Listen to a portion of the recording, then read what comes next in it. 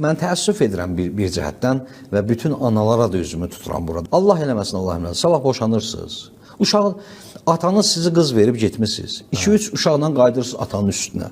Atanın da vəziyyətini xarab edirsiniz. Özünüz də özünüzü saxlaya bilmirsiniz. Qalmış ki, 3 uşağı da saxlayasınız. O sizin uşağınızdır. Amma haqq atanın haqqıdır. Onun zorla məhkəmə ilə 100 manat, 200 manat alimenti ilə də uşaq haqqı ilə də siz uşaq saxlaya bilməzsiniz. Verin uşağınız atasının yanında böyüsün. Əlbəttə indi birinin uşağı atası narkomandır bir uşağın. Üzr istəyirəm, əyyaşdır. Bu burada fərq. Bura fərq edir. Burada hətta məhkəmə də onu hüququnu alır əlindən. Deyir ki, buna gücü yoxdur. Məsuliyyət daşıya bilməz. Orada alır verir onu. Normal ailədirsə, özünü saxlaya bilirsə, o necə sən uşağını istəyirsən, ata da istəyir. Və inanın ki, ata sizdən yaxşı saxlayacaq onu. Gedin yaşayın özünüz üçün. Sabah uşaq anasını da gəlib axtarıb tapar.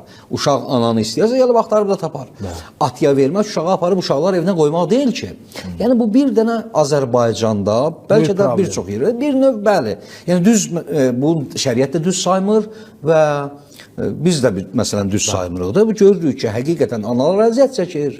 Ata 18 yaşında göndərib, bəli 23 yaşında, 24 yaşında 2-3 uşaqla gəlib düşüb atanın üstünə. Atanın problemi, ata üçün problem yaradıb, ana üçün problem yaradıb. Halbuki atanın yanında qalsın, uşaq böyüyəcəkdir. Bundan da heç bəlkə də necə deyirlər, bu dərdi, ağrını da görməyəcəkdir.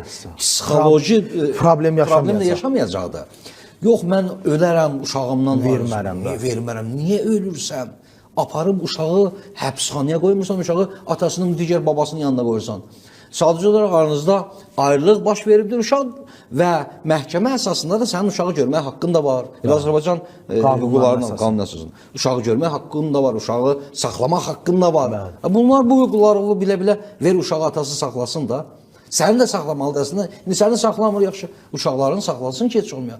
Ata da atır uşaqları, əlin qoyur qulağını bir yeri keyfini dalayacaq. Yəni bizim analarda da, yəni qızlarımızda da bu, necə deyirlər, bu müqəssirlik var. İndi nə istəyirəm deyəm, bu hezanət məsələsi gəlir məhkəmədə. İndi ki, bu uşaq ortada qalıb, kimə verək? Şəriət təyin edib oğlan uşağı 2 yaşda. Qədər ananındır, qız uşağı 7 yaşa qədər ondan sonra verilməlidir ataya. İndi ata etiraz edir, istəmir, o başqa bir məsələdir. Yox, dediyim kimi atanın çıxarı yoxdur, atanın səlahiyyəti yoxdur, ruhi səlahiyyəti yoxdur, nə bilim, fiziki səlahiyyəti yoxdur, onda başqa məsələ niyə verilir? Amma normal halda ataya verilir, şəri nöqteyi nəzərdən.